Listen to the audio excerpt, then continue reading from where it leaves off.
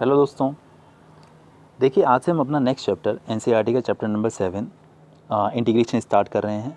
सबसे पहले मैंने चैप्टर को स्टार्ट करने से पहले इंटीग्रेशन के सारे फॉर्मूलाज यहाँ पर फ्रेम करके लिखे हुए हैं।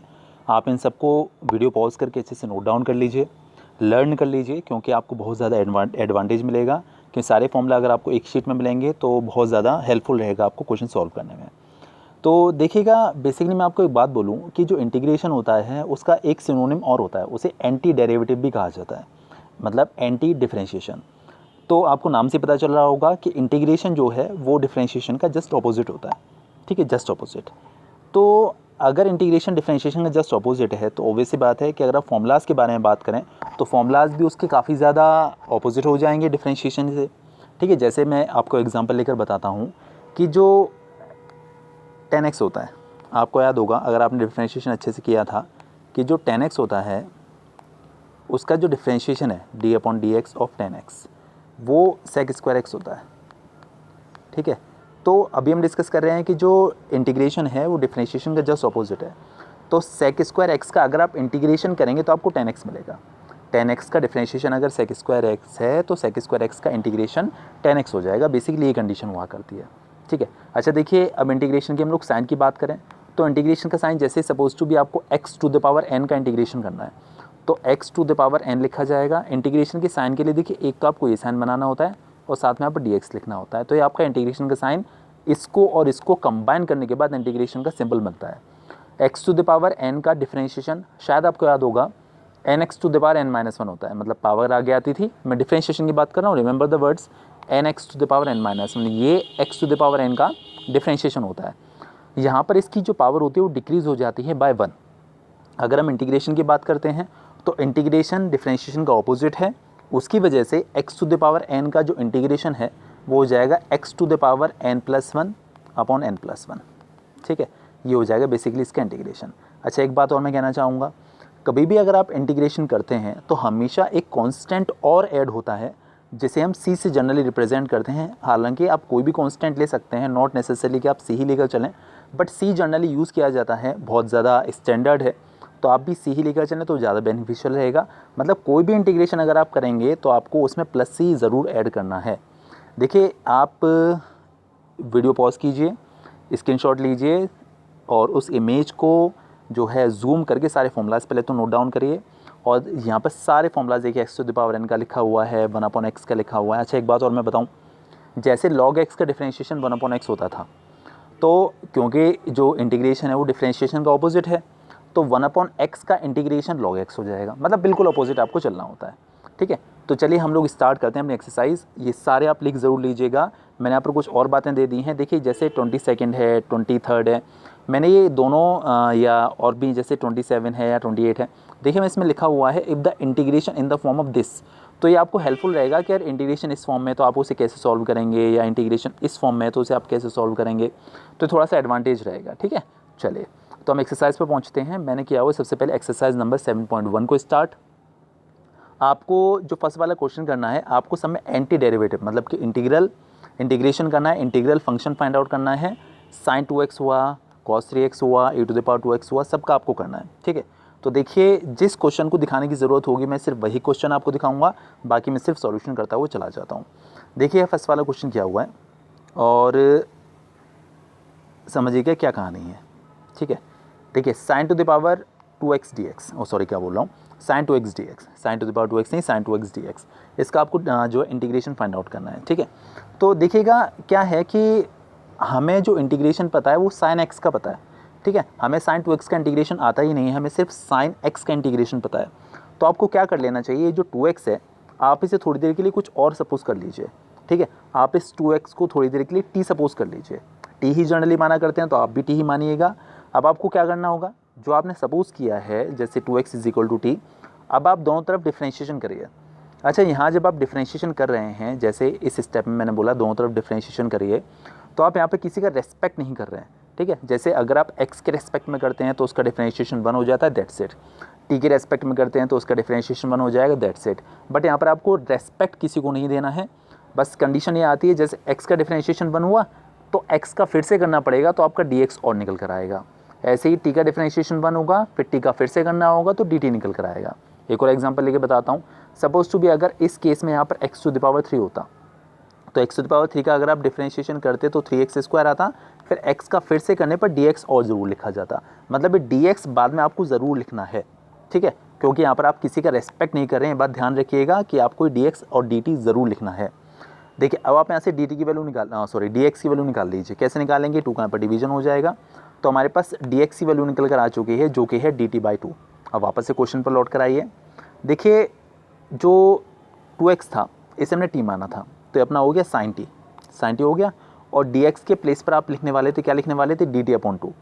तो dt/2 में से देखिए dt तो यहाँ लिख दिया, और जो नीचे वाला 2 था वो 1/2 के फॉर्म में आगे लिख दिया है, क्योंकि 1/2 एक कांस्टेंट है। अब देखिए sin t का आपको sin t का आपको इंटीग्रेशन करना है। मैं याद दिलाता हूँ आपको कि cos x का जो डिफरेंशिएशन होता है माइनस sin x होता है, और क्योंकि इंटीग्रेशन जो डिफरेंशिएशन के जस्ट ऑपोजिट है, तो अगर आप साइन का करेंगे तो आपको माइनस कॉस मिलेगा, ठीक है। तो उसी तरीके से मतलब एक्चुअली कॉस का माइनस साइन तो साइन का माइनस कॉस उल्टा होता है, इसीलिए तो इसी वजह से साइन टी का हमने इंटीग्रेशन किया, तो आपको मिलेगा माइनस कॉस टी, और हमेशा आपको कांस्टेंट ज़रूर लगाना है, तो प्लस सी और ज़रूर निकल कर आएगा।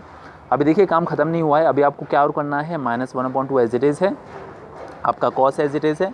आपने जिसको टी माना था उसकी वैल्यू डाली है। आपने टी सपोज किया था 2x को, तो आप यहाँ पर ये जो t प्रेजेंट है इसके प्लेस पर 2x डाल दीजिए, तो 2x आ जाएगा, साथ में प्लस सी आ जाएगा। तो ये आपका फाइनल आंसर आएगा -1/2 cos 2x plus c. This is the final solution. समझ में आ गया होगा मेरे ख्याल से बहुत अच्छे से। चलिए इसके बाद हम बढ़ते हैं अपने अगले क्वेश्चन की तरफ, जो है e⁻²x।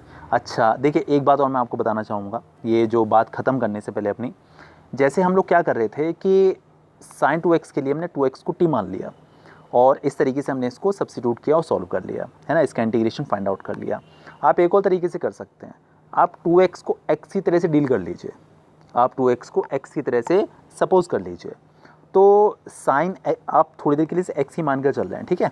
तो साइन x का डिफरेंशिएशन होता है माइनस कोस x, तो साइन x का इंटीग्रेशन होता है माइनस कोस x, तो आप इसे x मानकर चल रहे हैं, तो माइनस कॉस x मतलब कि 2x, ठीक है। अब आपने 2x को x तरह से सपोज किया, तो डिफरेंशिएशन के केस में आप क्या करते थे, जिसको आप x मानते थे उसके डिफरेंशिएशन का मल्टीप्लिकेशन करते हैं। यहाँ पर कंडीशन उल्टी है, क्योंकि जो इंटीग्रेशन और डिफरेंशिएशन का जस्ट ऑपोजिट है। तो आप 2x को x तरह से सपोज करके चल रहे हैं, तो आप इसकी डिफरेंशिएशन का डिवीजन कर दीजिए। 2x का डिफरेंशिएशन आपको पता है बहुत अच्छे से 2 होता है, तो इसके नीचे 2 आ जाएगा प्लस सी। आप सीधी से ऐसे भी कर सकते हैं, आंसर अब कोई फ़र्क नहीं पड़ने वाला, ये आंसर पीछे आता है, ये आंसर यहाँ पर आया था, ठीक है। लेकिन आप ये जो x की तरह से मानेंगे ना, वो सिर्फ तभी मानेंगे जब यहाँ पर जो x है उसकी पावर 1 हो, मतलब वो लीनियर फॉर्म में हो, तभी।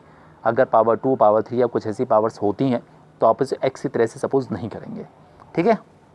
चलिए देखिएगा एक और वाला क्वेश्चन है, e⁻²x दिस इज। देखिए हमें e⁻x का इंटीग्रेशन पता है, e⁻2x का बिल्कुल भी नहीं पता। तो एक काम करिए, आप 2x को x की तरह से सपोज कर लीजिए। अब देखिए मैं डायरेक्ट बताऊंगा, ठीक है ना, आप 2x को x की तरह से सपोज कर लीजिए। तो e⁻x का इंटीग्रेशन भी e⁻x ही होता है, और e⁻x का डिफरेंशिएशन भी e⁻x ही होता है। तो अगर आप e⁻2x का इंटीग्रेशन करेंगे, तो मैंने ये बात की कि आप 2x को x की तरह से मान के चल रहे हैं, तो e⁻x का इंटीग्रेशन e⁻x ही हुआ। फिर आपने जिसको x माना उसके डिफरेंशिएशन का आपको डिवीजन करना होगा। तो अगर आप 2x का डिफरेंशिएशन करेंगे तो 2x का डिफरेंशिएशन 2 आएगा, तो उसका यहाँ पर डिवीजन हो जाएगा, प्लस ही तो आपको लगाना ही लगाना है। आपका मन करे तो आप t मान कर लीजिए, वापस से भी मेथड आने वाला है, कोई फ़र्क नहीं पड़ने वाला, ठीक है। तो ये आपको मेरे ख्याल से इतना अच्छे समझ में आ गया होगा। चलिए अब बढ़ते हैं अपने नेक्स्ट क्वेश्चन की तरफ, जो कि है 4th वन। देखिएगा ax + b² dx। देखिए एक ट्रिक तो वो पुरानी वाली हो ही गई कि आप इसे पूरे को x की तरह से मान लीजिए, तो x² है, और इसका आप इंटीग्रेशन करिए और इसके डिफरेंशिएशन का डिवीजन कर दीजिए। एक तरीका तो ये है, एक टी वाला है, तो मैं दोनों तरीके ही लेकर चल रहा हूँ ताकि आपको दोनों ही अच्छे समझ में आ जाएँ। तो हम लोग क्या करेंगे कि हमें एक्चुअली इतने लंबे चौड़े टर्म का इंटीग्रेशन पता ही नहीं होता, ठीक है। तो आप ax + b को t सपोज कर लीजिए। अब आपको दोनों तरफ डिफरेंशिएशन करना होता है, किसी का रेस्पेक्ट नहीं लेना होता। तो a तो कांस्टेंट है, तो a रहेगा x का 1 और dx, ठीक है, और b का हो गया 0 बिकॉज ऑफ इसके साथ हो गया x का टर्म था ही नहीं, और t का हो गया dt। देखिए अब यहाँ से आप dx की वैल्यू निकालिए, हमेशा आपको यही करना है कि आप यहाँ से dx की वैल्यू निकालेंगे। तो a का ऐसा डिवीजन हो जाएगा dt में, तो आपको मिलेगा dx = dt/a। कोई कन्फ्यूजन वाली बात नहीं, अच्छे समझ में आ रही होगी मेरे ख्याल से इतनी कंडीशन। और देखिएगा, देखिए जी हाँ, वापस से आते हैं। हम लोगों ने डी एक्स प्लेस पर क्या डालना है, डी टी अपॉन ए। तो देखिए डी टी ये रहा, ए ये रहा। आपने इस पूरे एक्सप्रेशन को टी की तरह सपोज किया था, तो ये हो जाएगा टी स्क्वायर। अब देखिएगा इसका जो इंटीग्रेशन होगा वो x to the power n की तरीके से होगा। X to the power n का इंटीग्रेशन मैं वापस से आपको याद दिलाता हूँ। X to the power n का इंटीग्रेशन होता है x to the power n plus one upon n plus one, ये होता है। ठीक है, तो उसी कंडीशन को यूज़ करते हुए जो ये टी स्क्वायर है उसका इंटीग्रेशन होगा T to the power two plus one मतलब T cube upon two plus one मतलब कि थ्री। ठीक है, प्लस सी, और ये तो आपको हमेशा लगाना ही है कांस्टेंट। तो देखिएगा ऊपर वन इंटू टी क्यूब, तो खैर टी क्यूब ही हो जाएगा। अच्छा, मैं एक बात बताना चाह रहा था कि जो टी की वैल्यू है वो ए एक्स प्लस बी है, तो आपको टी के प्लेस पर वापस से ए एक्स प्लस बी ज़रूर सब्स्टिट्यूट करना होगा। और नीचे यहाँ पर ए है, यहाँ पर थ्री है, तो मल्टीप्लाई होकर थ्री ए और प्लस सी तो अपना एज इट इज़ है, इसमें कोई चेंज नहीं आया और ये आपका फाइनल सॉल्यूशन हो गया। ठीक है, चलिए नेक्स्ट वन है सेवेंथ वाला, देखिएगा। और इस क्वेश्चन में कुछ ऐसे खास नहीं था, बट मैंने ऐसे थोड़ा सा शॉक में कर दिया। एक्स स्क्वायर और ब्रैकेट में one minus one upon x square D x. देखिए ऑब्वियसली बात है, पहले आपको एक्स स्क्वायर के अंदर मल्टीप्लिकेशन कर लेना चाहिए।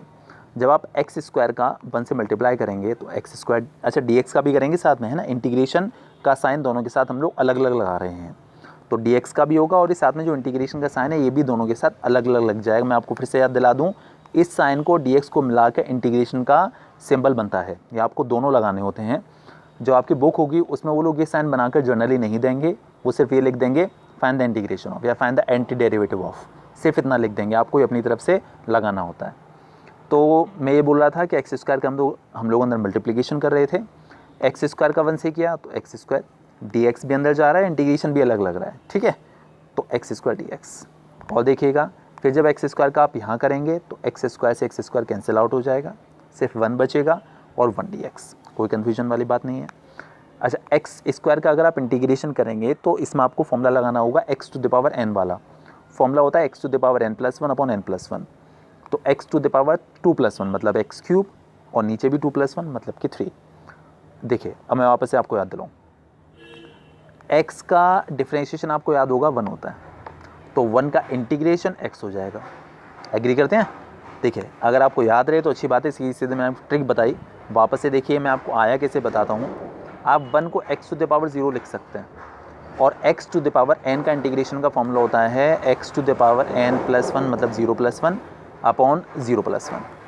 तो ज़ीरो प्लस वन का मतलब खैर वन ही हो गया और नीचे भी वन ही हो गया, तो फाइनली एक्स निकल कर आया। इस तरीके से हम ये कह सकते हैं कि वन का इंटीग्रेशन एक्स होता है। आप सीधे याद रखना चाहते हैं वो याद रखिए कि एक्स का डिफ्रेंशिएशन वन है तो वन का इंटीग्रेशन एक्स है और प्लस ही तो आना ही आना है, और एक्स का एक्स क्यू अपॉन थ्री हो गया। मेरे ख्याल से कोई बिल्कुल भी कन्फ्यूजन इसमें आपको नहीं होगा। इसके बाद देखिए हम लोग बात करते हैं 11वें क्वेश्चन के बारे में, और इसमें भी ऐसा कुछ खास मैटर नहीं है, बट ये फिर मैंने ऐसे समझाने के लिहाज से थोड़ा सा कर दिया। चलिएगा ज़रा, हाँ जी ये है। देखिए ये जो नीचे एक्स स्क्वायर है डेनोमिनेटर में, आप ऊपर वाले तीनों टर्म्स में इसका डिवीजन कर लीजिए। हमारे पास जो एक्सप्रेशन है वो है x cube plus five x square minus four upon x square. तो आप एक्स स्क्वायर का तीनों में डिवीजन कर लीजिए, डी एक्स को तीनों के साथ अलग अलग लगा दीजिए और इंटीग्रेशन के साथ भी तीनों के साथ अलग अलग लगा दीजिए। आप एडिशन सब्ट्रैक्शन में ऐसा इजीली कर सकते हैं। तो x cube upon x square हो गया। दूसरे वाले के लिए 5 तो खैर कांस्टेंट था, ये जो 5 था आगे ये तो खैर कांस्टेंट तो हमने आगे लिख दिया, और ये जो x square upon x square देखिए हमने इंटीग्रेशन के अंदर लिखा हुआ है। जो 4 था वो कांस्टेंट था, आगे लिख दिया। तो अंदर ये जो एक्स स्क्वायर था इसे लिख दिया हमने 1 अपॉन एक्स स्क्वायर। बेसिकली हमने एक्स स्क्वायर का तीनों टर्म्स में डिवीजन कर दिया। जब आप एक्स क्यूब में एक्स स्क्वायर का डिवाइड करेंगे तो सिर्फ एक्स डी एक्स आपको मिलेगा। यहाँ पर एक्स स्क्वायर से एक्स स्क्वायर कैंसिल आउट हो जाएगा, सिर्फ 1 डी एक्स मिलेगा। अपना जो 4 है वो एज इट इज़ है, और ये जो नीचे एक्स स्क्वायर है इसे ऊपर लेकर आएंगे अगर आप तो इसकी पावर हो जाएगी -2 और डी एक्स अपना एज इट इज़ है। देखिए this is the x to the power 1, तो एक्स टू द पावर 1 का इंटीग्रेशन अगर आप करेंगे तो x to the power 1 + 1 upon 1 + 1 मतलब एक्स स्क्वायर अपॉन 2 कि जो 5 है वो अपना एज इट इज़ है। 1 का इंटीग्रेशन करेंगे तो सिर्फ आपको x मिलेगा। ठीक है, अभी हम डिस्कस पीछे भी कर चुके हैं ये बात। 4 अपना एज इट इज़ है। एक्स टू द पावर -2 का अगर आप करेंगे तो आपको मिलेगा x to the power -2 + 1 upon -2 + 1 because of x to the power n का जो इंटीग्रेशन होता है वो होता है x to the power n + 1 upon n + 1, और प्लस ही तो आपका आना ही आना है। ठीक है, बिल्कुल भी कोई कन्फ्यूजन नहीं होना चाहिए। ये x square upon 2 as it is है, 5x अपना एज इट इज़ है। अच्छा जरा इधर बात करते हैं। देखिए ये हो गया आपका x⁻⁻1 और ये नीचे हो गया -1। इस -1 से ये जो माइनस है बीच में जो लगा हुआ है ये प्लस में तब्दील हो गया और ऊपर वाला जो 4 था वो एज इट इज़ है। अच्छा देखिए ऊपर x⁻⁻1 आया था, इसे आप नीचे लेकर जाएंगे तो प्लस x हो जाएगा ये, और प्लस ये तो अपना एज इट इज़ है। बस ये आपका फाइनल आंसर हो गया। ठीक है, चलिए इसके बाद हम बढ़ते हैं नेक्स्ट क्वेश्चन की तरफ जो कि 13th वन में देखिए थोड़ा सा जल्दी में एक यहाँ पर मिसमैच हुआ, थोड़ा सा मामला गड़बड़ हुआ, लेकिन हालांकि कोई इतना बड़ा इशू नहीं है, आपको बहुत अच्छे से समझ में आ जाएगा। आपका एक्सप्रेशन है जो आपको इंटीग्रेट करना है x³ - x² + x - 1 upon x - 1। ठीक है, आपको इंटीग्रेट करके लेकर आना है। ठीक है, देखिए जो लास्ट वाला क्वेश्चन था वहाँ पर नीचे सिर्फ एक सिंगल टर्म था, एक मोनोमियल था, तो हमने वहाँ पर सारे टर्म्स में अलग अलग उसका डिवीजन कर लिया था। बट यहाँ पर x - 1 है, यहाँ पर आपको थोड़ी सी कंडीशन चेंज करनी पड़ेगी। तो देखिए आप फर्स्ट टू में से कुछ कॉमन ले सकते हैं, आप फर्स्ट टू में से कॉमन ले सकते हैं x², सेकंड टू में से भी कुछ कॉमन ले सकते हैं, ऑल्दो हालांकि कुछ नहीं बट आप 1 तो ले ही सकते हैं। तो अगर आप इन दोनों में से x² कॉमन लेंगे तो आपको मिलेगा अंदर x - 1। इन दोनों में से अगर आप 1 लेंगे तो ओनली 1 एंड x - 1, और नीचे वाला जो x - 1 है वो देखिए एज इट इज़ प्रेजेंट है। अब देखिए एक एक्सप्रेशन ये है और एक एक्सप्रेशन ये है, दो टर्म्स हमारे पास हैं। आप इन दोनों में से x - 1 कॉमन ले सकते हैं। देखिए x - 1 कॉमन ले लिया और अंदर बचेगा x² + 1। ये देखिए x² + 1। अब x - 1 से x - 1 कैंसिल आउट हो जाएगा, आपको मिलेगा सिर्फ x² + 1 ये वाला टर्म, और दोनों के साथ आप x² के साथ और 1 के साथ दोनों के साथ अलग अलग इंटीग्रेशन की साइन लगा दीजिए। तो x² dx अलग और 1 dx अलग। देखिए बस यहीं थोड़ा गड़बड़ हो गया जल्दी में, ये प्लस था, मैंने यहाँ पर इसको माइनस लिख दिया, तो बस आपको ये प्लस कर लेना और कोई ऐसा कुछ खास चेंजेस में नहीं आने वाला। ठीक है, तो x² का इंटीग्रेशन अगर आप करेंगे तो फॉर्मूला यूज़ करके x⁻n + 1 अपॉन n + 1 मतलब x⁻2 + 1 अपॉन 2 + 1, तो x⁻2 + 1 ऊपर हो जाएगा तो x⁻3 और नीचे भी 3, तो फाइनली x³ निकल कर आएगा। और ये जो 1 है इसका इंटीग्रेशन आपको पता है x होता है, ये तो आपको बहुत अच्छे से पता चल चुका है। बीच में बस आपको यहाँ और यहाँ प्लस लगा देना है, और ऐसा कुछ बिल्कुल भी चेंज इन दोनों में नहीं है, और प्लस ही तो एज इट इज़ आ ही जाएगा। ठीक है, तो बस इतनी सी कंडीशन थी, मेरे ख्याल से अच्छे समझ में आया होगा आपको। चलिए इसके बाद हम बढ़ते हैं अपने अगले क्वेश्चन की तरफ जो कि है 18th वन। काफ़ी क्वेश्चंस किए मैंने जिससे आपको ज़्यादा से ज़्यादा सहूलियत हो। ठीक है, बस प्रैक्टिस करते चले जाइए खूब अच्छे से, कोई कोचिंग वोचिंग की ज़रूरत आपको नहीं पड़ेगी अगर आप मेरे वीडियोस अच्छे से देखते चले जाएंगे तो। चलिए आगे देखते हैं। sec x का यहाँ पर इंटीग्रेशन आपको करना है sec x, और ब्रैकेट के अंदर है sec x + tan x dx। This is 18th one question. तो आप sec x के अंदर मल्टीप्लिकेशन कर लीजिए। जब आप sec x के अंदर मल्टीप्लाई करेंगे तो आपको मिलेगा sec। अच्छा एक और बात, आपको इंटीग्रेशन का साइन और dx दोनों के साथ या जितने भी टर्म्स हों उनके साथ अलग अलग लगा लेना होता है। तो जब आप sec x का sec x से करेंगे तो sec² x, और जब आप sec x का tan x से करेंगे तो आपको मिलेगा sec x tan x and dx also. देखिए आपको याद होगा कि tan x का डिफरेंशिएशन sec² x होता है, तो sec² x का इंटीग्रेशन tan x होगा। ठीक है, कोई दिक्कत वाली बात नहीं है। sec x का differentiation sec x tan x होता है, तो sec x tan x का इंटीग्रेशन sec x हो जाएगा, और प्लस ही तो आपको लगाना ही लगाना है। बहुत आसान क्वेश्चन था 18th, और मेरे ख्याल से ज़्यादा आसान क्वेश्चन आपने दिखा ही नहीं होगा आज तक। तो चलिए इसके बाद हम बढ़ते हैं आगे, ये है अपना 19th वन। ठीक है, 19th क्वेश्चन ये थोड़ा सा सही है। अपने पास जो क्वेश्चन है वो है sec² x upon cosec² x and dx। देखिए आप sec² x जो कि न्यूमरेटर में है आप इसे लिख सकते हैं 1 अपॉन cos² x। डेनोमिनेटर में जो cosec² x है आप उसे लिख सकते हैं 1 अपॉन sin² x। तो sin² x ऊपर चला जाएगा, ये रहा। ठीक है, और जो cos² x है वो नीचे आ जाएगा, मतलब फाइनली टर्म आपके पास sin² x upon cos² x आ गया। और sin² अपॉन cos² आप बहुत अच्छे से जानते हैं tan² x होता है।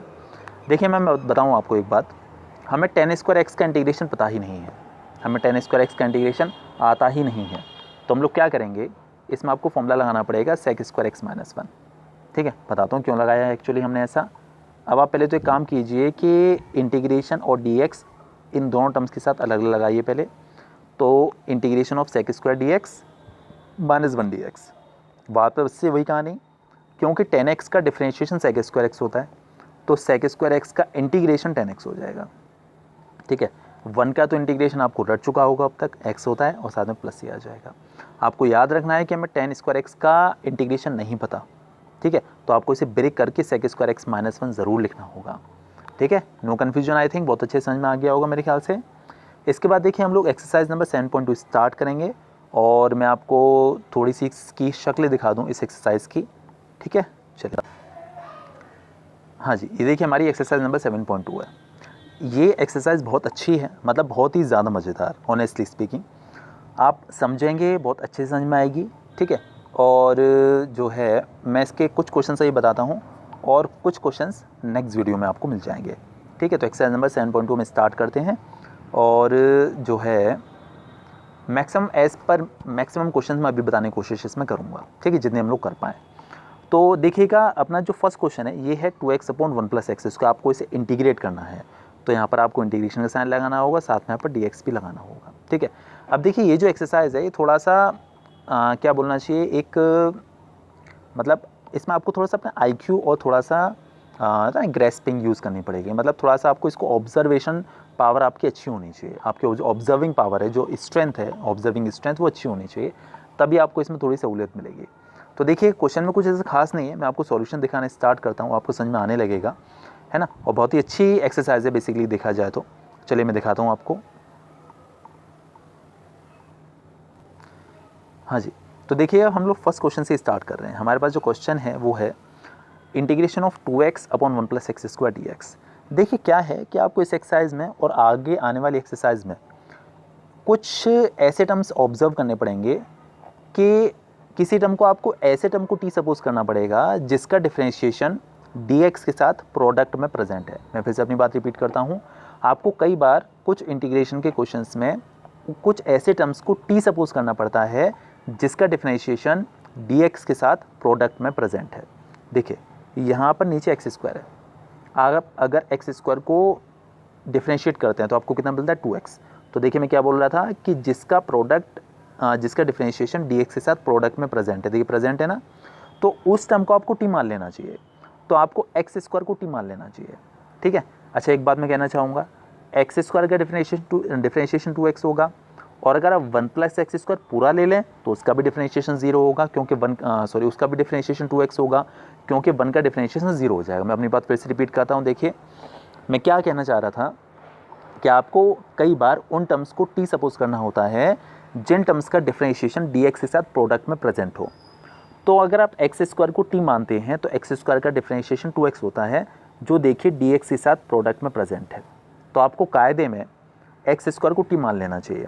लेकिन अगर आप 1 + x² को पूरे को भी टी मान लेना तो भी कोई फ़र्क नहीं पड़ेगा, क्योंकि 1 का डिफरेंशिएशन तो 0 हो जाएगा, x² का डिफरेंशिएशन 2x हो जाएगा।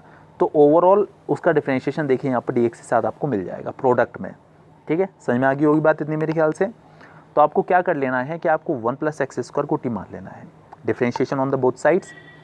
तो 1 का डिफरेंशिएशन 0, x² का 2x एंड dx, और t का dt हो गया, ठीक है। तो हम लोग क्या करने वाले हैं कि हम लोग 2x × dx के प्लेस पर dt पुट करने वाले हैं। तो देखिए जो है 2x × dx, इसके प्लेस पर अपना dt आ गया। जो नीचे 1 + x² था इसे आपने t मान लिया, तो हो जाएगा आपका 1/t, ठीक है। देखिए आपको बहुत अच्छे से याद है कि log x का डिफरेंशिएशन 1/x होता है, log x का डिफरेंशिएशन 1/x होता है। तो 1/x का इंटीग्रेशन log x होगा, just opposite of the differentiation. तो वही कंडीशन यूज़ करते हुए यहाँ पर बस x के प्लेस पर t प्रेजेंट है, तो 1/t का जो इंटीग्रेशन है वो log t हो जाएगा, प्लस c तो आपका आना ही आना है। और आपने जिसको t माना था उसकी वैल्यू वापस से t की वैल्यू वापस से यहाँ पर सब्स्टिट्यूट कर दीजिए। तो t के प्लेस पर 1 + x² आ गया, log अपना एज इट इज़ है और c अपना एज इट इज़ है। बस ये इसका फाइनल आंसर हो गया, इसका इंटीग्रेशन फिनिश। और देखिए और अच्छे समझाने की कोशिश मैं अभी करता हूँ आपको। जो नेक्स्ट क्वेश्चन है वो है log x whole square upon x dx। अभी हम डिस्कस कर रहे थे कि कई बार आपको इंटीग्रेशन में उन टर्म्स को t मान लेना होता है जिनका डिफरेंशिएशन dx के साथ प्रोडक्ट में प्रेजेंट हो। देखिए अगर आप log x को t मानते हैं तो log x का डिफरेंशिएशन होता है 1/x, ठीक है। अच्छा dx वापस से लगाना है क्योंकि यहाँ पर कोई रेस्पेक्ट नहीं चलता है। अगर आप x का ले रहे हैं तो आपको फिर से dx लगाना है, t ले रहे हैं तो आपको फिर से dt लगाना है। तो log x का डिफरेंशिएशन 1/x dx और t का हो गया dt, ठीक है। तो ओवरऑल देखिए 1/dx के प्लेस पर आप dt डाल सकते हैं। ये देखिएगा 1/x dx के प्लेस पर आप dt डाल सकते हैं, आ गया ना। तो बस आपको यही करते चले जाना है। तो 1/x dx के प्लेस पर मैं dt पुट कर दिया, और log x को तो हमने t माना ही माना था, तो ये अपना हो गया t²। अब देखिएगा आपको टी स्क्वायर का इंटीग्रेशन करना है। आपको बहुत अच्छे से पता है x to the power n का इंटीग्रेशन होता है x to the power n plus one upon n plus one. तो उसी फॉर्मूला को यूज़ करते हुए टी स्क्वायर का integration t to the power two plus one मतलब टी क्यूब, और नीचे भी टू प्लस वन मतलब कि थ्री, और प्लस ही तो लगाना ही लगाना है। और जो टी है, जो आपने टी सपोज किया था, उसके वापस से सब्स्टिट्यूट कर दीजिए। टी के प्लेस पर आपको सब्स्टिट्यूट करना है लॉग एक्स, तो टी के प्लेस पर देखिए लॉग एक्स लगा दीजिए, तो लॉग एक्स का होल क्यूब अपॉन थ्री, साथ में प्लस से। कोई कन्फ्यूजन नहीं होगा मेरे ख्याल से, बहुत ही अच्छा क्वेश्चन था, बहुत ही आसान था। इसके बाद देखिएगा थर्ड वन, ये क्वेश्चन भी मुझे थोड़ा सा अच्छा सा लगा था। चलिए देखते हैं इसकी भी कहानी। This one, one upon x plus x log x. देखिए यहाँ, और डी एक्स आई अपना, देखिए यहाँ डेनोमिनेटर जो है x plus x log x, यहाँ पर दो टर्म्स में से, इन दोनों में से देखिए आप x कॉमन ले सकते हैं, तो x कॉमन ले लेंगे अगर आप, तो देखिए आपको मिलेगा अंदर ब्रैकेट के, यहाँ मिलेगा आपको 1 और यहाँ पर मिलेगा आपको सिर्फ log x। ठीक है, देखिएगा अभी हम डिस्कस कर रहे थे पीछे कि आपको उस टर्म को टी मान लेना चाहिए जिसका डिफरेंशिएशन dx के साथ प्रोडक्ट में प्रेजेंट है। अगर आप log x को टी मानते हैं तो log x का डिफरेंशिएशन होता है 1 अपॉन एक्स। देखिए 1 अपॉन एक्स मैंने बोला था dx के साथ प्रोडक्ट में प्रेजेंट है, तो आपको log x को टी मान लेना चाहिए। बट अगर आप वन प्लस log x को भी टी मान लें तो भी कोई फ़र्क नहीं पड़ेगा, क्योंकि 1 का 0 हो जाएगा, तो थोड़ा सा एडवांटेज रहेगा कि 1 की भी हमारे पास एटलीस्ट कमी हो जाएगी, 1 भी हमारे पास से हट जाएगा। देखिए तो 1 का डिफरेंशिएशन 0 हो गया, log x का डिफरेंशिएशन 1 अपॉन एक्स, और dx तो आपको लगाना ही लगाना है, और t के लिए हो गया अपने पास dt। ठीक है, चलिए अब वापस से क्वेश्चन पे पहुंचते हैं। हमने जिसे भी टी माना था, हमने क्या किया था कि इसको टी माना था ना 1 प्लस लॉग एक्स को, तो इसके प्लेस पर डी 1 अपॉन टी हमने लिख दिया, और 1 अपॉन एक्स डी एक्स के प्लेस पर आपको डी टी डालना है, तो देखिए 1 upon x and d x, इसके प्लेस पर देखिए डी टी आ गया कंबाइन करके, और ये जो एक्सप्रेशन था पूरा 1 प्लस लॉग एक्स, इसके प्लेस पर देखिए हमने टी सब्स्टिट्यूट कर दिया। पीछे भी हमने ये काम किया था कि 1 अपॉन एक्स का इंटीग्रेशन लॉग एक्स होता है, तो उसी वे से इसका हो गया लॉग टी, प्लस सी लगाना ही लगाना है, और टी के प्लेस पर ये पूरा सब्स्टिट्यूट कर दीजिएगा यहाँ पर, तो आपका फाइनल आंसर आएगा लॉग ब्रैकेट के अंदर 1 प्लस लॉग एक्स प्लस सी। कोई भी कन्फ्यूजन नहीं, बहुत ही आसान क्वेश्चन था। ये देखिए इसका फाइनल, ये इसका, ठीक है, ये इसका आंसर हो गया, कोई भी कन्फ्यूजन नहीं होगा। इसके बाद हम लोग बढ़ते हैं अपने क्वेश्चन नंबर 4 की तरफ। ठीक है, चलिए। हाँ जी, तो हमारे पास जो क्वेश्चन है वो है sine x, sine cos x and d x. ठीक है, तो अब आपको क्या कर लेना है, देखिए अभी हम वापस से वही बात, मैं वापस से अपनी बार बार रिपीट कर रहा हूँ बात को, कि आपको उस टर्म को टी मानना है जिसका डिफरेंशिएशन डी एक्स के साथ प्रोडक्ट में प्रेजेंट है। तो देखिए कॉस एक्स का जो डिफरेंशिएशन होता है वो साइन एक्स होता है, मतलब बेसिकली माइनस साइन एक्स होता है, बट माइनस उस साइड चला जाएगा, कोई भी दिक्कत वाली बात नहीं है। तो लेकिन कॉस एक्स का जो डिफरेंशिएशन है उसमें साइन आता है, तो देखिए साइन एक्स डी एक्स आ रहा है ना साथ साथ, जो डी एक्स के साथ प्रोडक्ट में प्रेजेंट हो, तो देखिए कॉस एक्स को आपको टी मान लेना है। कॉस एक्स का डिफरेंशिएशन करेंगे तो minus sine x d x, और टी का हो गया डी टी। ठीक है, अब आप एक काम करिए, जो माइनस है इस माइनस को इस साइड लगा दीजिए डी टी के, ठीक है ना, डी टी के साथ, तो आपको मिलेगा sine x d x is equal to minus d t. वापस से क्वेश्चन पे आते हैं, साइन एक्स डी एक्स के प्लेस पर देखिए माइनस डी टी। ठीक है, कॉस एक्स को हमने टी माना ही था, टी लिख दिया यहाँ पर, और ये जो अपना साइन है वो अच्छा सा सुंदर से यहाँ पर लिखा हुआ है। कोई भी कन्फ्यूजन नहीं, मेरे ख्याल से अच्छे समझ में आ गई होगी बात इतने अच्छे से। अच्छा, अब देखिएगा साइन टी का डिफरेंशिएशन माइनस कॉस टी होता है, बेसिकली साइन एक्स का कॉस एक्स होता है, तो यहाँ पर बस एक्स के प्लेस पर टी आ गया है, तो ये वाला जो माइनस है वो अपना एज इट इज़ है। साइन टी का हो गया माइनस कॉस टी प्लस सी, आना ही आना है, माइनस माइनस प्लस हो जाएगा, कॉस टी प्लस सी। टी की आप असली वाली वैल्यू डाल दीजिए जो आपने सपोज किया था, कॉस एक्स को आपने टी माना था, तो टी के प्लेस पर फिर से कॉस एक्स लगा दीजिए, ये वाला कॉस एज इट इज़ है प्लस सी। ये आपका फाइनल इसका आंसर हो गया। ये अपना 4th वाला था। ठीक है, चले अब बढ़े। हाँ जी, देखिए हम लोग बात करते हैं एक्सरसाइज नंबर 7.2 के 5th क्वेश्चन के बारे में।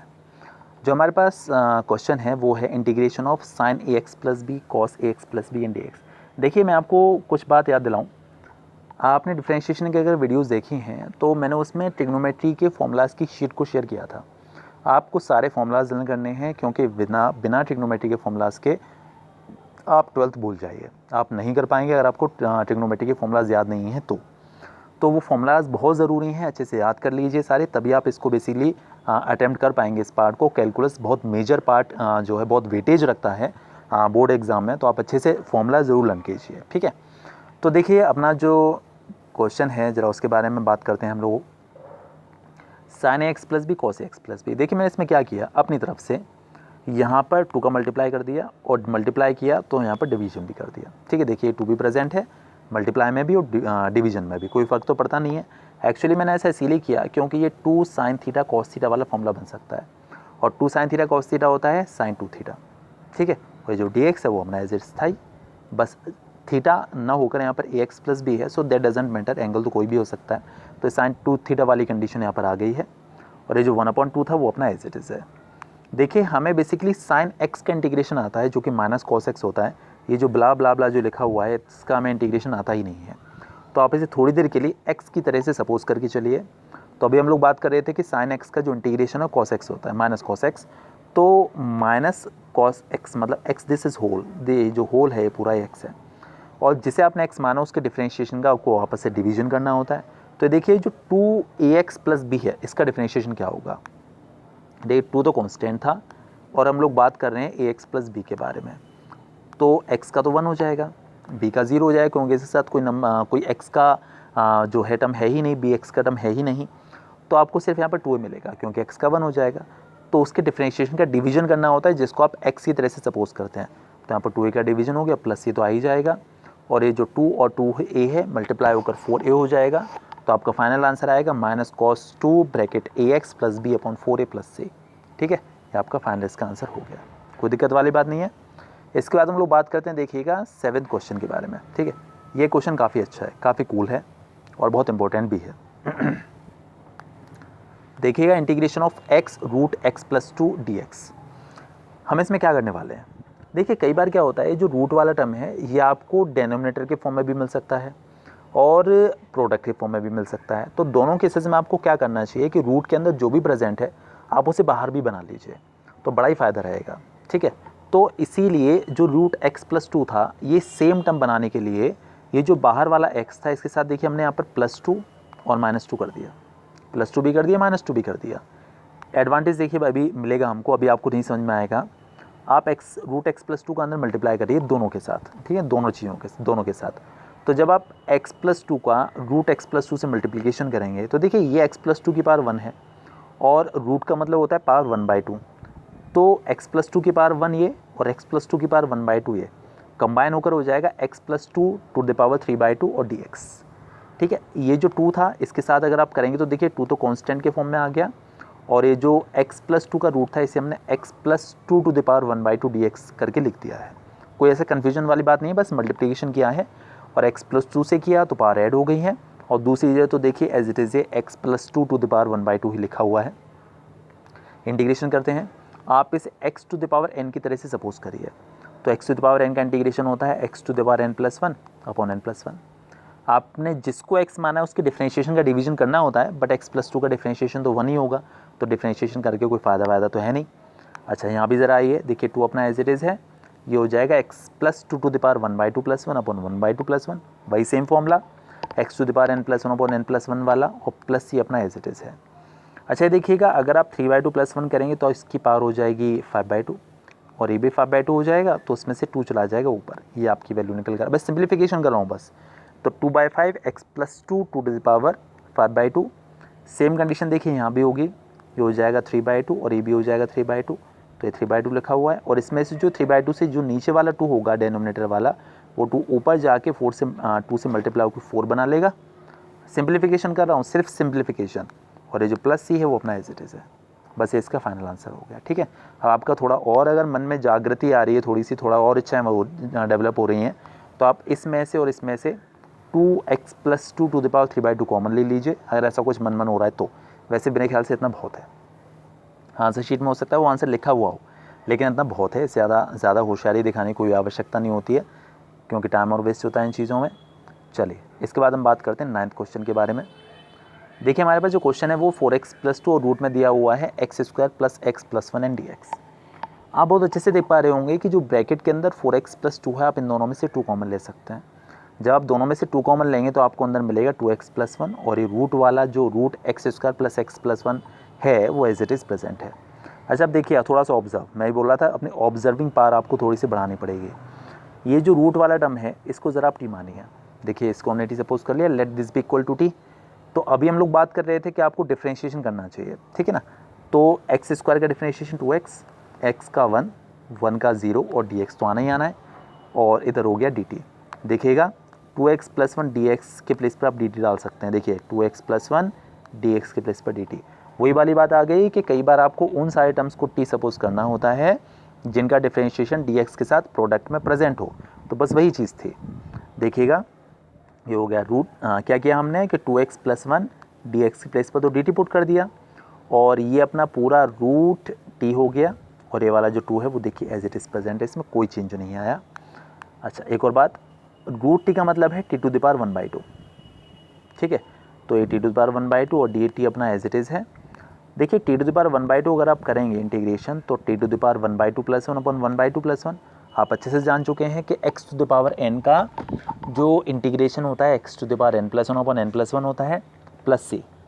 अच्छा और देखिएगा ये जो 1/2 + 1 आप इसे लिख सकते हैं 3/2, और ये जो नीचे भी है इसको भी आप 3/2 लिख सकते हैं। तो देखिए ये दोनों चीज़ें लिखी हुई हैं, और प्लस c अपना एज इट इज़ प्रेजेंट है। अच्छा देखिएगा ये जो 2 है ऊपर चला जाएगा, इस वाले 2 से मल्टीप्लाई होकर 4/3 हो जाएगा, ये वाला 3 आ गया नीचे, और t⁻3/2 वो अपना है। बस सिंप्लीफिकेशन है, इसमें कुछ ऐसा खास बिल्कुल भी नहीं है, तो पैनिक मत होइएगा। और t की आप वैल्यू डाल दी जो भी आपने सपोज किया था t, ठीक है, जो आपने सपोज किया था x² + x + 1, तो t के प्लेस पर उसे सब्स्टिट्यूट कर दीजिए, तो आपका एक्सप्रेशन आ जाएगा 4/3 x² + x + 1 ⁻3/2 + c। Value substitute करना नहीं भूलिएगा, ठीक है। अच्छा मैं एक बात और कहना चाह रहा था, हाँ देखिए मेरी वीडियोस कई बार काफ़ी लंबी होती हैं, कई बार क्या अधिकतर वीडियोस लंबी होती हैं, because of I am not here to do formalities. मैं सिर्फ आपके वेल बींग के लिए वीडियोस बना रहा हूँ, जिससे कि आप अच्छे से कर पाएँ, समझ पाएँ। बहुत सारे लोग ऐसे होते हैं जो कि ऐसी फैमिली से आते हैं कि हाँ भाई नहीं फ़ीस के लिए या उसके लिए अफोर्ड कर सकते, तो जो है उनके लिए भी है।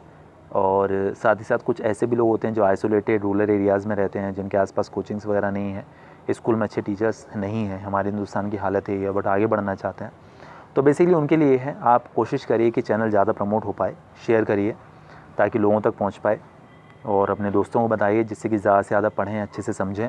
तभी मैंने सारे क्वेश्चंस करता हूँ। आप देखिएगा मैं फॉर्मेलिटी नहीं करता, मैं सारे क्वेश्चंस एज मतलब जो भी डिफरेंट क्वेश्चंस होते हैं एज़ पर मैक्सिमम टाइप के क्वेश्चंस में करने की कोशिश करता हूँ, सिर्फ आपके वेल बींग के लिए, ठीक है। तो अगर आपको लगता है कि वीडियो काफ़ी लंबी हो रही है तो कोई बात नहीं है, होने दीजिए।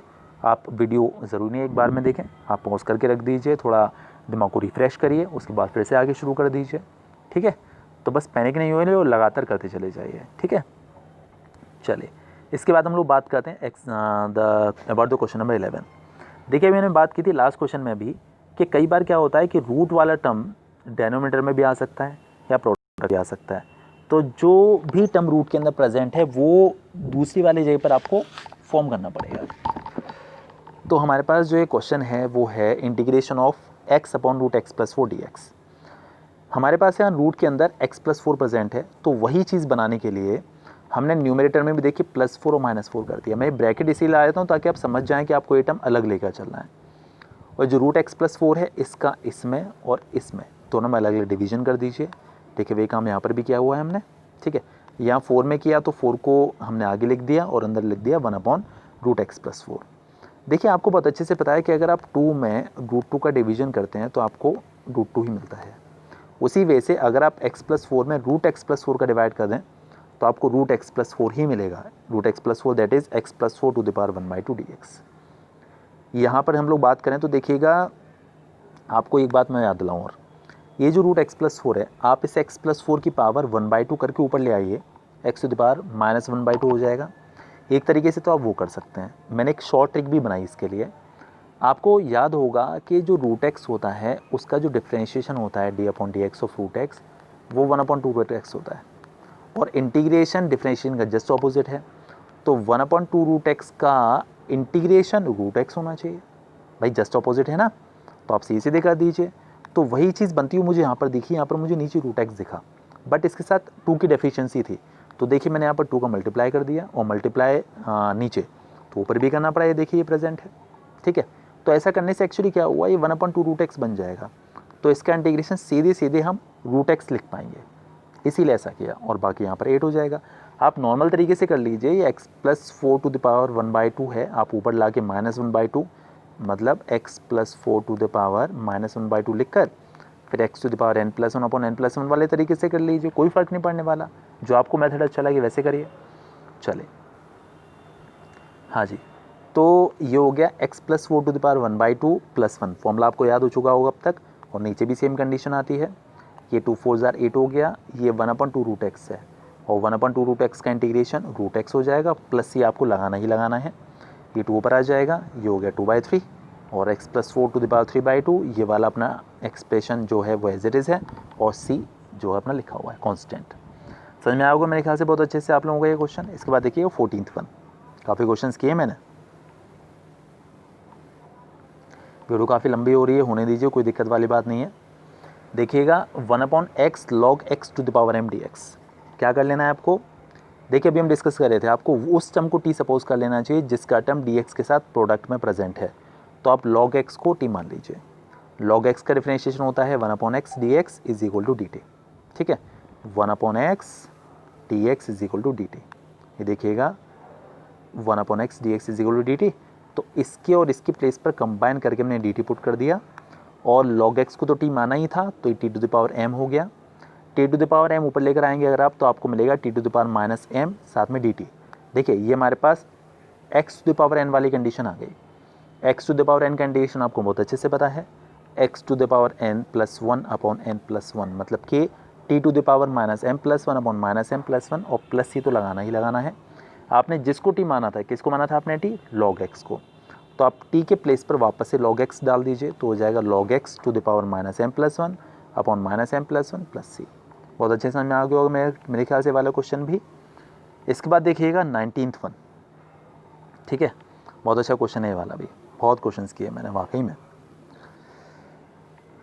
हाँ जी, ये है आपके पास integration of e to the power 2x minus 1 upon integration e to the power 2x minus 1 upon e to the power 2x plus 1 plus, sorry थोड़ा सा टायर्डनेस इस वजह से, e to the power 2x minus 1 upon e to the power 2x plus 1 dx, इसे आपको integrate कर कर लेकर आना है, ठीक है। देखिए क्या है कि आपको इस क्वेश्चन की शक्ल याद रखनी है, ठीक है, आपको ये याद रखना है कि क्वेश्चन हमने कैसे किया था, ठीक है। तो देखिएगा जो e to the power 2x है, इसे हम इस तरीके से ब्रेक करके लिख सकते हैं e to the power x into e to the power x, no confusion. और ये जो सेकंड वाला e to the power x है, आप इसे नीचे ले जाइए, तो नीचे जाके इसकी पावर माइनस हो जाएगी, तो ओवरऑल आपको ये मिल जाएगा e to the power x upon e to the power minus x, और ये जो माइनस 1 है वह एज इट इज है। नीचे भी हमने ये काम किया है, e to the power 2x को e to the power x upon e to the power minus x plus 1, मेरे ख्याल से इसमें कोई कन्फ्यूजन नहीं होना चाहिए। देखिए यहाँ पर आप एलसीएम लीजिए, न्यूमरेटर में भी और डेनोमिनेटर में भी। जब आप ऊपर एलसीएम लेंगे तो आपको मिलेगा e to the power x minus e to the power minus x upon e to the power minus x। जब आप नीचे एलसीएम लेंगे तो आपको मिलेगा e to the power x plus e to the power minus x upon e to the power minus x। इतना बहुत अच्छे समझदार हैं कि ये और ये दोनों आपस में कैंसिल आउट हो जाएंगे, आपको सिर्फ मिलेगा e to the power x minus e to the power minus x upon e to the power x plus e to the power minus x, ठीक है। ये देखिए ये आ गया। आपको क्या कर लेना चाहिए, देखिए मैं आपको बताऊं, आप यहाँ पर नीचे वाले टर्म को टी मान लीजिए, क्योंकि नीचे वाले टर्म का डिफरेंशिएशन ऊपर मिलेगा आपको dx के साथ प्रोडक्ट में। आप अच्छे से जानते हैं कि आपको उस टर्म को टी मान लेना चाहिए जिसका डिफरेंशिएशन dx के साथ प्रोडक्ट में प्रेजेंट हो। तो देखिए हमने इसको टी मान लिया, आपको डिफरेंशिएशन करना है, तो देखिए e to the power x का डिफरेंशिएशन आपको बहुत अच्छे से याद है कि e to the power x ही होता है। जब आप e to the power minus x का करेंगे तो बेसिकली देखिए आपको e to the power x का पता है, e to the power minus x का नहीं पता, तो आप माइनस x को थोड़ी देर के लिए x की तरह से मान के चलिए, तो e to the power x का e to the power x ही होता है, फिर माइनस x का फिर से करना पड़ेगा आपको, तो -1 और आ जाएगा। तो उसी तरीके से e to the power minus x का जो डिफरेंशिएशन है वो minus e to the power minus x हो गया। मेरे ख्याल से आपको बात समझ में आ गई होगी कि हमने माइनस x को x की तरह से सपोज किया, तो e to the power x का जो डिफरेंशिएशन है वो e to the power x ही होता है, फिर x का फिर से करना होगा, बेसिकली यहाँ पर माइनस x था तो माइनस x का फिर से करना होगा तो -1 आ जाएगा, तो उसी वजह से यहाँ जो प्लस था वो माइनस में कन्वर्ट हो गया, ठीक है। और into d x is equal to d t, कोई भी कन्फ्यूजन मेरे ख्याल से नहीं होना चाहिए। तो आप e to the power x minus e to the power minus x into d x के प्लेस पर डी टी डाल सकते हैं, और ये जो नीचे वाला टर्म था इसे आपने t सपोज कर लिया था, तो आपको मिलेगा 1/t into D T, 1/t into D T. आप बहुत अच्छे से जानते हैं कि जो 1/t है उसका इंटीग्रेशन होता है log t प्लस c। अब आप टी की वैल्यू डाल दीजिए। आपकी जो टी की वैल्यू थी वो थी जो आपने सपोज किया था, that was e⁻x plus e⁻−x plus C. ठीक है, ये देखिए यहाँ पर सब्स्टिट्यूट कर दिया हमने। देखिए आप अपना आंसर ये भी छोड़ सकते हैं, आपका फाइनल आंसर हो सकता है, आपको फुल मार्क्स मिलेंगे, बट इसे आप थोड़ा सा और भी सिंप्लीफाई कर सकते हैं जो मैंने किया है। आप नहीं चाहते बिल्कुल मत करिएगा। ये जो e⁻x है वो एज इट इज़ है। e⁻−x को आप डेनोमिनेटर में ले जाकर 1/e⁻x लिख सकते हैं। और देखिए जब आप एलसीएम लीजिए ज़रा, तो यहाँ पर मल्टीप्लिकेशन करेंगे तो आपको मिल जाएगा e⁻2x प्लस 1/e⁻x और प्लस सी अपना एज इट इज़ है। देखिए आपको लॉग के रूल याद होंगे। लॉग के केस में अगर कहीं भी log m/n अगर होता है तो उसे आप log m minus log n लिख सकते हैं। ठीक है, log m/n के केस में log m minus log n, m के प्लेस पर आपके पास e⁻2x प्लस 1 है और n के प्लेस पर सिर्फ e⁻x है, तो log m minus log n और प्लस c। ठीक है, देखिए मैं आपको थोड़ी सी इंटेलिजेंस बढ़ाने के लिए बस समझा रहा था। e⁻2x प्लस 1 अपना एज इट इज़ है लॉग के साथ, इसमें हमने कोई चेंज नहीं किया। देखिए आप कैलकुलस में जो लॉग पढ़ते हैं उसका बेस बेसिकली ई होता है, यहाँ पर इसका बेस ई है। ठीक है, लॉग के केस में कभी भी अगर लॉग कोई भी बेस हो, सपोज टू भी ए और यहाँ पर ए है और इसके पार कुछ भी लगा हुआ है, लाइक 5 लगा हुआ है, तो सब कुछ एलिमिनेट हो जाता है, सब कुछ हट जाता है, इसका आंसर से 5 निकल कर आता है। तो देखिए उसी तरीके से ये हमारे पास 5x निकल कर आ जाएगा प्लस सी। बेसिकली ऐसा होता है, इसीलिए मैं समझा दूँ आपको। देखिएगा लॉग बेस ए और इसकी पावर 5, ये जो 5 है वो आगे आ जाता है। लॉग वाले केस में जो पावर होती है वो आगे आ जाती है, तो 5 आगे आ जाएगा, आपको मिलेगा लॉग बेस ए और ए। अगर लॉग में बेस और इंडेक्स दोनों सेम हो जाते हैं तो देखिए इसकी पूरी वैल्यू 1 हो जाती है, सिर्फ आपको 5 मिल जाएगा। उसी मेथड से यहाँ पर x आगे आ गया और बाकी पूरी वैल्यू 1 हो गई और प्लस सी। आप अपना आंसर ये भी छोड़ सकते हैं। एक्चुअली मुझे ये चीज़ आपको बतानी थी, ये जो बेस वाली चीज़ थी ये आपको थोड़ा सा समझानी थी, इस वजह से मैंने ये काम किया, इसको पूरा सिंप्लीफाई किया। ठीक है, चलिए इसके बाद हम बढ़ते हैं आगे अपने अगले क्वेश्चन की तरफ, जो कि है 24th। देखिए बहुत अच्छे समझिएगा ज़रा। हाँ जी, देखिए 24th क्वेश्चन ये है अपने पास, integration of 2 cos x minus 3 sin x upon 6 cos x plus 4 sin x and dx। आप देख सकते हैं, देखिए यहाँ डेनोमिनेटर की दोनों टर्म्स में से आप 2 कॉमन ले सकते हैं। न्यूमरेटर में कोई चेंज नहीं है, ये जो 2 cos x minus 3 sin x है वो एज इट इज़ प्रेजेंट है, और डेनोमिनेटर में से आपने 2 कॉमन ले लेना है, तो आपको मिलेगा यहाँ पर 3 cos x और यहाँ पर मिलेगा आपको 2 sin x और dx अपना एज इट इज़। ठीक है, अच्छा ये बात देखिएगा ज़रा, हमें क्या किया यहाँ पर नीचे वाले टर्म को, ये जो 3 cos x plus 2 sin x है इसे t सपोज कर लिया, इसे हमने t मान लिया। देखिए ऐसा इसीलिए किया क्योंकि अगर आप cos x का डिफरेंशिएशन करेंगे तो आपको मिलेगा माइनस sin x, और जब आप sin x का करेंगे तो आपको मिलेगा cos x, मतलब कि minus 3 sin x plus 2 cos x dx is equal to dt। आप थोड़ा सा ध्यान से देखें, देखिए ये जो पूरा जो एक्सप्रेशन निकल कर आया है यही तो ऊपर प्रेजेंट है, बस आगे पीछे हो गए terms, minus 3 sin x plus 2 cos x dx। तो आपको उस सम को t सपोज कर लेना चाहिए जिसका डिफरेंशिएशन dx के साथ प्रोडक्ट में प्रेजेंट हो। तो बस हमने वही किया कि हमने इस वाले टर्म को t मान लिया। तो देखिएगा ज़रा,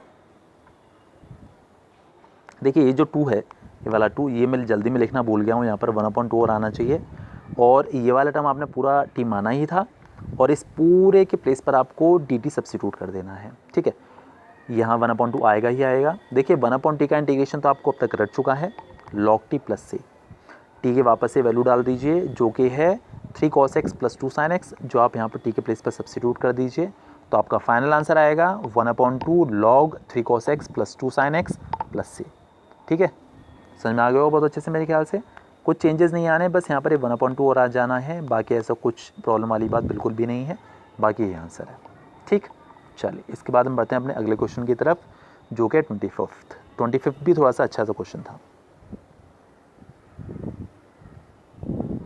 the question is 1/cos square x bracket 1 minus tan x whole square dx।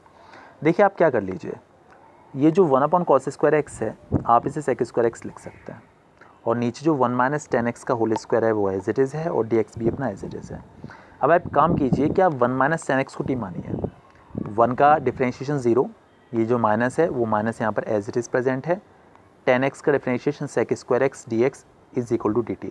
Actually ऐसे इसीलिए किया क्योंकि देखिए यहाँ पर sec स्क्वायर x और dx प्रेजेंट था, आपको उस टर्म को t मान लेना चाहिए जिसका डिफरेंशिएशन dx के साथ प्रोडक्ट में प्रेजेंट हो, तो यहाँ पर ऐसा था एक्चुअली। अब देखिए जो माइनस था वो माइनस हमने यहाँ डी टी के साथ लगा दिया, तो ओवरऑल आप sec square x d x की प्लेस पर माइनस डी टी सब्सिट्यूट कर सकते हैं। ठीक है जी हाँ, देखिएगा sec square x d x के प्लेस पर माइनस और डी टी, और ये जो 1 माइनस टेन एक्स है इसे तो आपने टी माना ही था, तो हो जाएगा 1/t²। ठीक है अब देखिएगा ये जो माइनस है वो माइनस एज इट इज़ है। अगर आप टी स्क्वायर को ऊपर न्यूमरेटर में लेकर आते हैं तो आपको मिलेगा t⁻⁻2 dt, और ये जो माइनस है वो एज इट इज़ x⁻n का इंटीग्रेशन होता है x⁻n+1/n+1। सेम फॉर्मूला यूज़ करते हुए माइनस एज इट इज़, अगर आप t⁻⁻2 को इंटीग्रेट करेंगे तो t⁻⁻2+1/-2+1। ठीक है, तो sorry minus as it is था, t⁻⁻2+1 हो गया -1, और नीचे भी -2+1 हो गया -1। तो देखिए वही वैल्यूज़ लिखी हुई है प्लस सी, ये माइनस ए वाला और ये माइनस ए वाला दोनों आपस में कैंसिल आउट हो जाएंगे, आपको सिर्फ t⁻⁻1 मिलेगा, ये वाला t⁻⁻1। आप इसे नीचे ले आइए तो 1/t प्लस सी। अब t की वैल्यू डाल दीजिए, t आपने माना था 1 माइनस 10x को, तो यहाँ पर t के प्लेस पर 1 माइनस 10x सब्स्टिट्यूट कर दीजिए प्लस सी। आप इसे और थोड़ा ज़्यादा होशियारी दिखाना चाहें अपनी, तो आप इसके अंदर 10x के प्लेस पर sin x अपन cos x डालकर एलसीएम भी ले सकते हैं। बाकी मेरे ख्याल से ऐसी कोई ज़रूरत है नहीं, ये आपका फाइनल आंसर है 25th। इसके बाद देखिएगा 29th।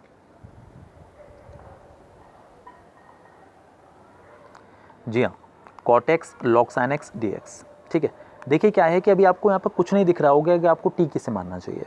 मुझे थोड़ा सा ऑब्जर्व हुआ, मैंने देखा कि अगर मैं log sin x को t मानता हूँ तो देखिए डिफरेंशिएशन जब आप करेंगे तो आपको log sin x का डिफरेंशिएशन आता ही नहीं है, आपको log x का डिफरेंशिएशन आता है।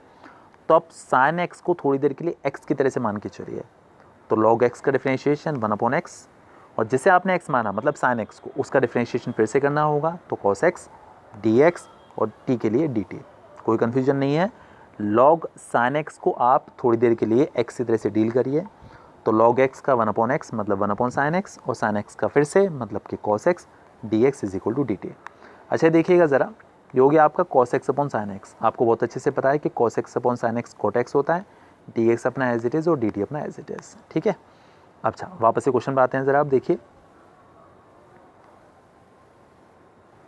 cot x dx के प्लेस पर dt डालने वाले हैं आप, cot x dx के प्लेस पर dt, और log sin x को आपने t माना ही था। आपको बहुत अच्छे से t का इंटीग्रेशन आता है जो कि होता है t² प्लस सी, तो आना ही आना है, और t की जो भी वैल्यू थी मतलब log sin x, आप t के प्लेस पर उसे सब्स्टिट्यूट कर दीजिए। देखिए कर दी गई है यहाँ पर, तो log sin x का whole square upon 2 as it is है प्लस सी। ये आपका हो गया फाइनल आंसर। चलिए इसके बाद देखिएगा नंबर 32 क्वेश्चन। ये क्वेश्चन काफ़ी अच्छा लगा मुझे, मतलब बहुत अच्छा। देखिए क्वेश्चन था 32nd वाला, 1/1 plus cot x dx। Obvious सी बात है, cot x को आपको लिख लेना चाहिए cos x/sin x, और dx एज इट इज़ है। अब ज़रा आप नीचे एलसीएम ले लीजिए, sin x का यहाँ मल्टीप्लाई करेंगे तो आपको मिलेगा sin x plus cos x/sin x। ये sin x ऊपर चला जाएगा तो आपकी वैल्यू आएगी sin x/sin x plus cos x dx। ठीक है, चलिए देखिए अभी आप इसमें नहीं समझ पाएंगे कि मैंने क्यों किया। जब आपको फाइनली आपको दिखेगा तो आपको समझ में आएगा कि ये सब सिस्टम में लगाया क्यों था। ये जो sin x ऊपर आया था तो आपके पास वैल्यू आई थी sin x/sin x plus cos x। मैंने अपनी तरफ से इसमें ऊपर भी 2 का मल्टीप्लाई कर दिया और नीचे भी 2 का मल्टीप्लाई कर दिया। ठीक है, और ये जो नीचे वाला 2 है वो तो देखिए एज इट इज़ प्रेजेंट है। जो ऊपर वाला 2 sin x है इसे 2 पार्ट में ब्रेक किया, sin x plus sin x 2 parts में ब्रेक करके लिख दिया। अच्छा नीचे वाले देखिए sin x के साथ cos x है, बट ऊपर वाले sin x के किसी के साथ भी cos x नहीं है। ये थोड़ा सा मामला अनफेयर था, ये थोड़ा सा अच्छी बात नहीं लगी मुझे, इसीलिए अपनी तरफ से मैंने cos x को यहाँ पर प्लस कर दिया। प्लस किया तो आपको माइनस भी करना पड़ेगा, मेरे ख्याल से कोई कन्फ्यूजन नहीं है। 2 sin x को 2 पार्ट में ब्रेक किया, 2 पार्ट्स में ब्रेक करके sin x plus sin x लिख दिया, और cos x प्लस और cos x को माइनस भी कर दिया। ठीक है, अब देखिएगा ज़रा, इस sin x को और इस cos x को ज़रा साथ साथ लिख दीजिए, तो sin x plus cos x आएगा, और इस वाले sin x को और इस वाले cos x को साथ साथ लिख दीजिए, तो sin x minus cos x आएगा। मैंने सिंगल सिंगल और डबल डबल टिक लगाए हैं जिनको आपको साथ साथ लिखना है। ठीक है, और नीचे वाला sin x plus cos x as it is. हाँ जी, ये देखिए 1/2 आगे एज इट इज़ चल रहा है। अच्छा अब देखिएगा ये पूरा टर्म एक साथ और ये पूरा टर्म एक साथ, नीचे sin x plus cos x। अच्छा अब देखिए sin x plus cos x का आप इस वाले टर्म में अलग और इस वाले टर्म में अलग डिवीजन कर दीजिए, दोनों में अलग अलग। तो sine x plus cos x में जब sign x plus cos x का करेंगे तो ये आ जाएगा। डी एक्स और इंटीग्रेशन अलग अलग लगा देते हैं, हम हमेशा ऐसे करते हुए चले आए हैं। और यहाँ पर भी sine x minus cos x upon sine x plus cos x d x, कोई दिक्कत वाली बात बिल्कुल भी नहीं है। ये देखिएगा ये तो पूरा पूरा कैंसिल आउट ही हो गया, सेम सेम है, तो सिर्फ 1 डी एक्स बचेगा। यहाँ पर देखिए मैंने ऊपर वाले इन दोनों टर्म्स में से माइनस कॉमन ले लिया। अभी आपको पता चलेगा ऐसा क्यों किया मैंने। तो माइनस कॉमन लेके जो प्लस था इसे देखिए माइनस में बदल दिया है, और ऊपर से माइनस कॉमन लेने से साइन चेंज हो जाएगा, तो कॉस एक्स जो है वो प्लस हो जाएगा और साइन एक्स जो है वो माइनस हो जाएगा, माइनस कॉमन लेने की वजह से। एक्चुअली ऐसा इसीलिए किया, देखिए मैं समझाता हूँ। जब आप यहाँ पर नीचे वाले टर्म को टी मानेंगे sine x plus cos x को, तो इसका डिफरेंशिएशन आपको करना होता है। तो साइन एक्स का प्लस कॉस एक्स होगा और कॉस एक्स का minus sine x, d x is equal to d t. तो आपको यही वैल्यू तो यहाँ पर तो भी मिल जाएगी, देखिए मिल गया ना ये वाली चीज़। इसीलिए हमने ऐसा किया था, cos x minus sine x d x is equal to d t, इसीलिए हमने ऐसा किया था। ठीक है, तो ये 1/2 अपना एज इट इज़ है, 1 डी एक्स अपना एज इट इज़ है, और इस पूरे टर्म के प्लेस पर आप डी टी डाल देंगे, और इसको तो आपने टी माना ही माना था, तो यहाँ पर आपने टी लगा दिया। ठीक है, चलिए 1/2 अपना as it is 1 d x, इसका इंटीग्रेशन आपको बहुत अच्छे से पता है, एक्स होता है 1/t का log t और प्लस सी तो लग ही जाएगा। आपने जिसको टी माना था, आपने टी माना था इसको sign x plus cos x को, तो आप यहाँ पर टी के प्लेस पर वापस से ये 1/2 एज इट इज़ है, एक्स एज इट इज़ है, टी के प्लेस पर वापस से sign x plus cos x लिख दीजिए और प्लस सी आपका एज इट इज़ आ जाएगा। ठीक है, ये आपका फाइनल आंसर है। इसी के साथ देखिए मेरे ख्याल से आपके 7 पॉइंट एक्सरसाइज के ऑलमोस्ट क्वेश्चंस हो गए होंगे। मैंने 30 सेकंड तक कर दिए हैं, तो अब तो खैर 2-4 ही बचे हैं, ज़्यादा नहीं बचे, 5-6 बचे हैं, सॉरी। तो जो है 5 बचे हैं। तो देखिए आप ट्राई करिए जितने कर पाते हैं, मैक्सिमम क्वेश्चन जितने आप कर पाते हैं ट्राई करिए, और बाकी नेक्स्ट वीडियो में ख़त्म कराकर हम आगे बढ़ जाएंगे। और वीडियो को पॉज करके देखिए, अगर आपको ज़्यादा बड़ा लगता है तो 2 बार में समझिए। ठीक है, चलिए, ओके, बाय बाय।